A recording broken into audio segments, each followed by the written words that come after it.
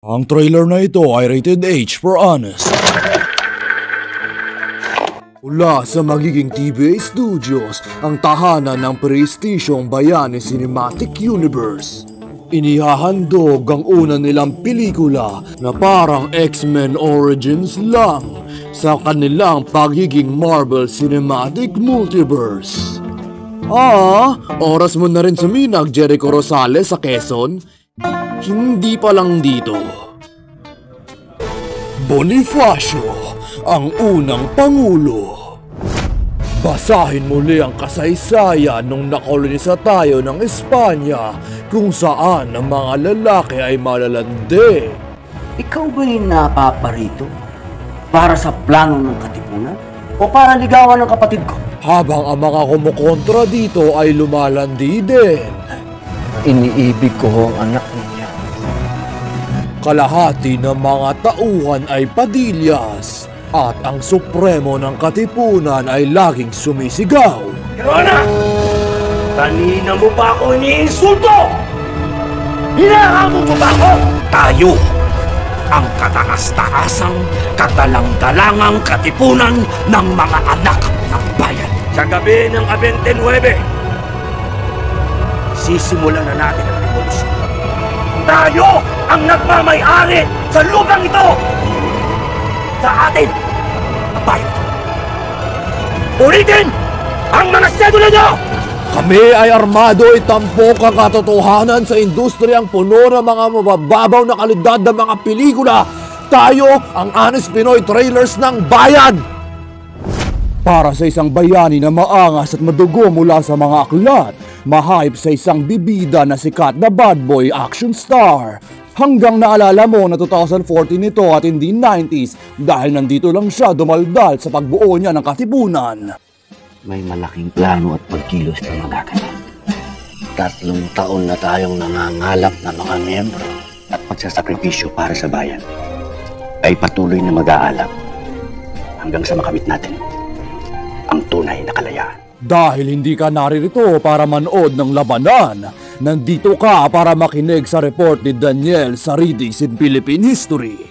Na para lang na ikinukuwento na para mga revisionist ang tono na kahit na mga manonood ay alam naman na diretsong bayani si Andres. Isa tayo sa gobyerno ng Kastila. At ang katipunan ang naging unang gobyerno ng Pilipinas. Kaya si Bonifacio ang unang pangulo. Pero hindi natin alam ang mga totoong pangyayari. Alam ko, hindi naman yung kay E.R. Ejercito yung pinapanood ko eh. At mga eksena na ichismis siya ng kanya mga pamangkin kung anong mga ginagawa nila noon. Kasi traidor daw si Bonifacio. Pero pag nakita natin ang mga revolusyonaryo, ikukwento lang rin nila yung mga labanan nila. Kami ang sumasalubong at umaatake sa mga sundalo. Maganda sana kung nakita natin yun, pero sinabi lang nila eh. Di ako naniniwala. Pero pag pinakita sa atin ang kanilang pakikipaglaban, itaas nyo na ang brightness nyo dahil purong kadiliman lang ang makikita natin.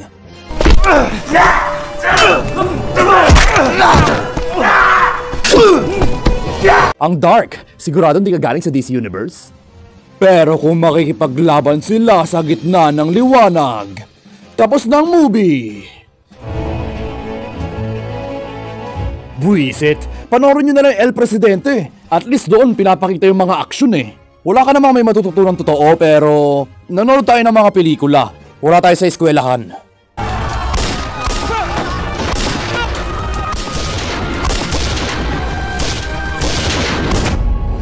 Kaya humanda sa MDA Jose Rizal na pelikula ng henerasyong lumaki sa iPad. Na parehas din na pinagbibidahan ng isang aktor na may problematic political agenda.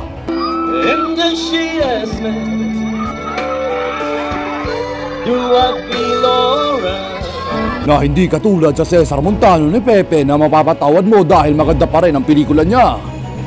Dinamita. Habang itong pelikula naman na ito ay pangit. Starring Obligatong Tandem, Prichy Garcia, Wah, mga Indio, mga ako, Espanya, makinig kayo, Diyos! Yorme Garote. Kapangalan ng karakter ni Daniel sa Got to Believe? Muntik mo na mapatay ganun lang? Patay agad? Ang ooy naman na to. Sorry po! Kapareho ng initials ni Jose Rizal at hindi si Emilio Aguinaldo, aber? Bonifacio, ang una na magulong movie ng TBA. Na kung saan marami pang bayani, subaybay pa raw kayo sa susunod. Kaya gagawin na rin namin.